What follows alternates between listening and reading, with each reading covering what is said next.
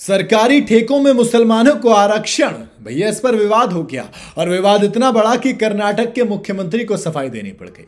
कर्नाटक के मुख्यमंत्री यानी कि सिद्धरामैया ने सरकारी ठेकों में मुसलमानों को 4% आरक्षण देने की मांग पर अपना जो रुख है वो साफ किया। उन्होंने बताया कि इस पर अब तक कोई भी फैसला नहीं हुआ है। सिद्धरामैया ने कहा कि कर्नाटक के नगर प्रशासन और हज मंत्री रहीम खान, कांग्रेस विधायक और विधान परिषद सदस्यों ने 24 अगस्त को लेटर लिखकर आर्थिक और सामाजिक रूप से पिछड़े मुसलमानों को सरकारी ठेकों में 4% का रिजर्वेशन देने की मांग की थी।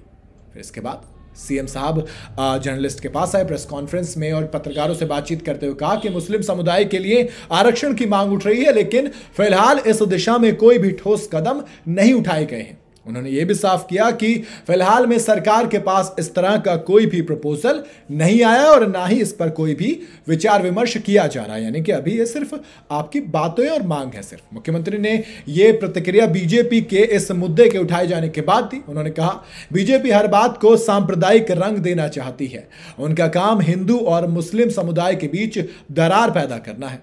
उन्होंने कहा कि उन्होंने कभी समाज में शांति की कामना की है क्या? वहीं बीजेपी के राज्य अध्यक्ष BY विजेंद्र इन्होंने एक अस्वस्थ कदम करार देते हुए कहा कि सरकार मुसलमानों को ठेकों में रिजर्वेशन देकर मुस्लिम समुदाय को लुभाने की कोशिश कर रही है, जो कि समाज में सामंजस्य को नुकसान पहुंचाएगा, जो एकता है उसे तोड़ेगा। उन्होंने कहा कि कांग्रेस सरकार के ऐसे रुख के खिलाफ विरोध करना बिल्कुल जायज है। पूर्व केंद्रीय मंत्री राजीव चंद्रशेखर ने भी सोशल मीडिया पर पोस्ट कर इसे कांग्रेस के भ्रष्टाचार की राजनीति और तुष्टीकरण की राजनीति का एग्जाम्पल बताया, यानी कि ये तोड़ने की राजनीति है। इसके अलावा पूर्व केंद्रीय मंत्री राजीव चंद्रशेखर ने जब ये चीज बात कही तो बेसिकली वो यही कहना चाहते भैया कि आप जो कर रहे हैं, अगर एक पर्टिकुलर धर्म के हिसाब से किसी को आरक्षण दिया जाएगा तो वो देश को तोड़ने की बात करेगा।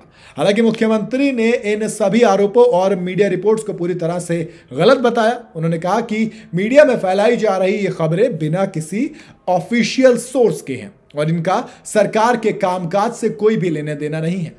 सरकार ने कहा कि वो ऐसी अफवाहों पर ध्यान नहीं देगी और अपने कामों को पूरी ट्रांसपेरेंसी के साथ करेगी ताकि राज्य में शांति बनी रहे।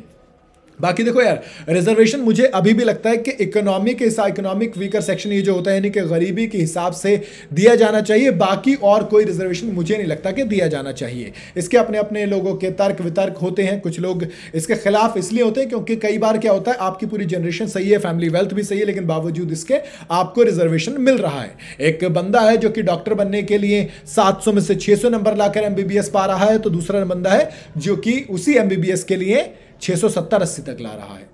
कोई 2 नंबर से चूक जा रहा है तो कोई कुछ हो जा रहा है, लेकिन बनेंगे सब डॉक्टर ही। तो ऐसे कैसे फिर आकलन किया जाएगा? हालांकि लोग कह रहे हैं कि अगर इकोनॉमिक वीकर सेक्शन यानी कि गरीब लोगों के लिए आरक्षण होना चाहिए, बट उसकी भी सही तरीके से पहचान होनी चाहिए, वरना हमने कई बार ऐसा देखा है कि जो गरीब नहीं होते हैं उनके पास, सबके पास वो कार्ड होते हैं गरीबों वाले, लेकिन जो एक्चुअल में गरीब होते हैं उनके पास कुछ नहीं होता। आपका क्या मानना है रिजर्वेशन के ऊपर? आप अपनी राय मुझे कमेंट बता सकते हैं। वीडियो अगर आपको पसंद आई हो तो इसे लाइक और शेयर जरूर करें और जाते जाते चैनल को फॉलो और सब्सक्राइब जरूर करते जाइएगा।